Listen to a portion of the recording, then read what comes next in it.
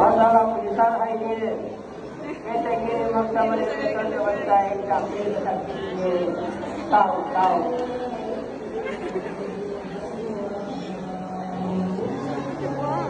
Sabtu kerinduan dulu.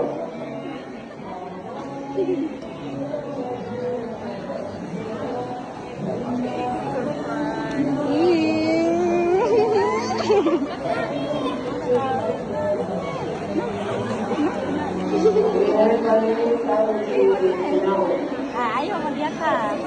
So proud of you. Say 30. May mag-iyak na siya.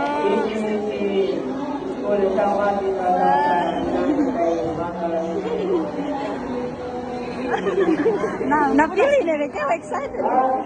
Kapit, nilay niya ang mensahe